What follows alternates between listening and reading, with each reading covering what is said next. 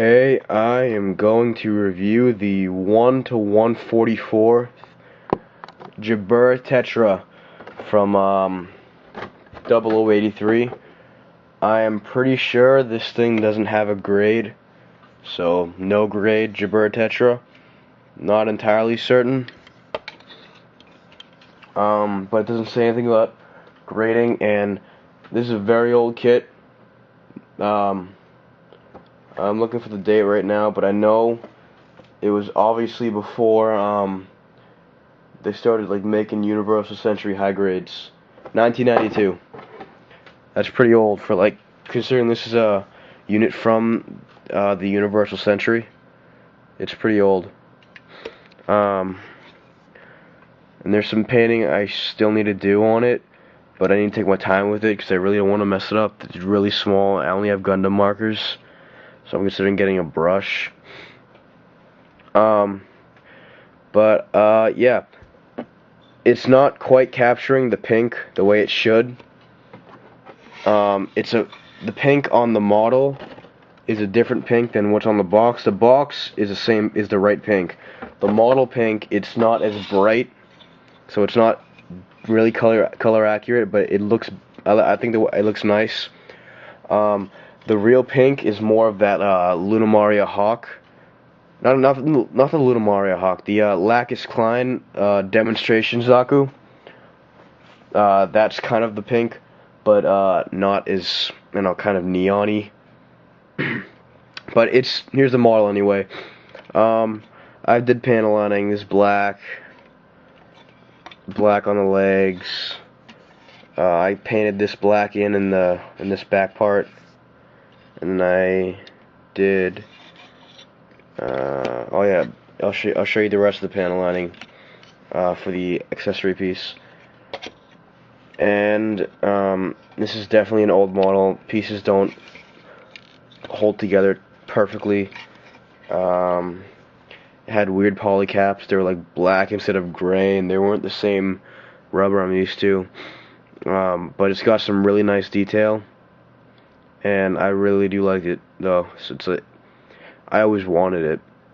I plan on getting the fixed figuration version of this, which comes with the armor, to make this and the Gerbera Gundam, which is what the Gerbera was originally going to be, before the Federation decided they weren't going to make it.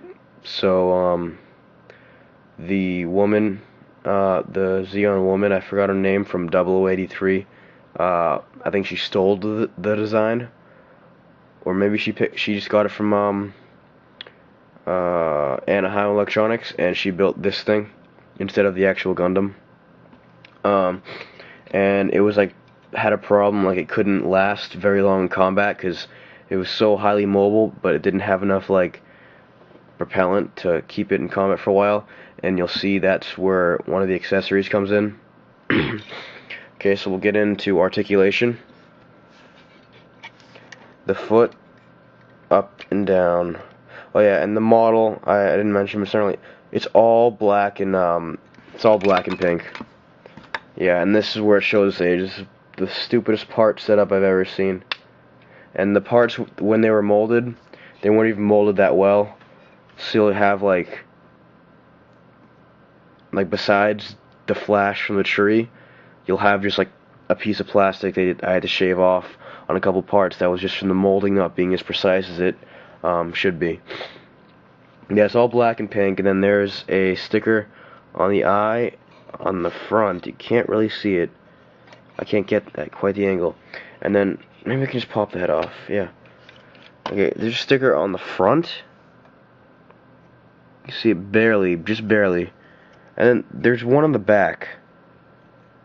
So it's basically got sensor. It's got a sensor for the front and the back. So yeah, that's unique, I guess. Articulation, like I said, feet up and down, wiggle their own ball joints. Can't really wiggle too much, tiny bit. There you go. Knees can bend that far, and as you can see, there's definitely some nice detail. I did paint that black in, I can see it chipped away a little bit, but I did paint that black in on the tubing for the leg on that side too. Then it can go, there's no skirt armor whatsoever, so it can go as far forward as you can get it until it pops out of the joint.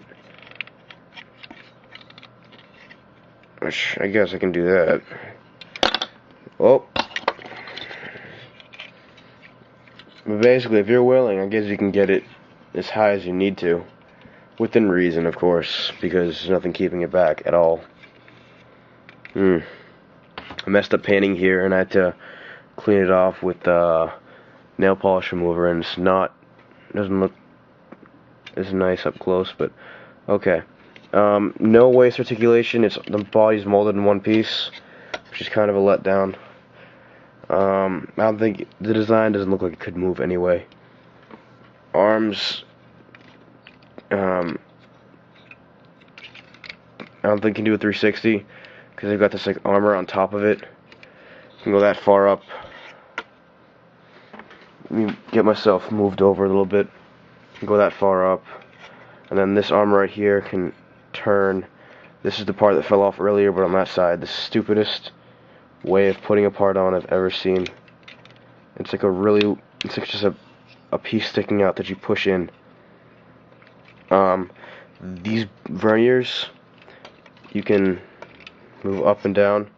They're on hinges, and then the thrusters can move a bit. And then I did forget to mention, inside each of the thrusters, this one, and this one, there's a black sticker, which is really nice because it covers up what it show you inside. So you just see that pink normally because it's on it's kind of a hooking thing, and then you just push it in, and it covers it up.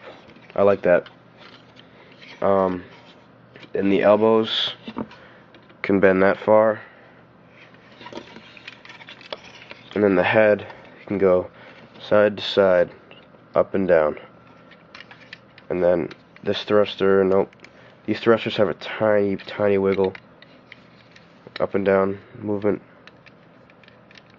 And that's about it for the articulation.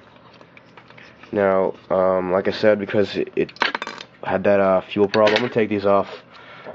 It had that fuel problem. If it wanted to travel long distances, it was screwed. So it has this. It's like a, god damn it. Trying to get this review done under 10 minutes. I'm not doing a two-part. It had like this booster, giant propellant tanks, supplemental booster. All this panel lining I did. No stickers. These can wiggle a little bit, and then it's very tall, as tall as the model, up this little tip. And the thrusters themselves, they got a full range. Basically, any way you want to move them, you're good. These without doubt my favorite part of the kit. It looks so nice, and this is a very retarded style of putting things on. It's got that thing, and then there's like a clip right there, and you just push it in until it clips on. And I hate that because when you take it off, it feels like it's gonna break every time. But then you have that. Like my perfect Zeong, it makes it hard to put on my shelf because it's so far back, like the Zeong's sword. But whatever. Then it comes with 2 sets of hands for the right arm, normal fist. Then you have a gun hand with this big ass gun. Everything it has really is as big as it is. Another thing that shows age, they obviously didn't plan this too well. You can't really pose the gun in the hand. There's no way. This is the only way you can have it holding the gun. Has to hold it like this. You can't do because a shoulder thing doesn't really work too well. That looks stupid. So you have to do it this way, and you can't really do it the way the box art does it, which pisses me off. But whatever, old kit, I'll deal with it. And then it came with an all black beam and beam saber, and I painted it yellow. It's very thick. It's got like the beams at the bottom. I just all yellow, and then it just fits in the hand nicely. And there you go, Gerbera Tetra. Thanks for watching.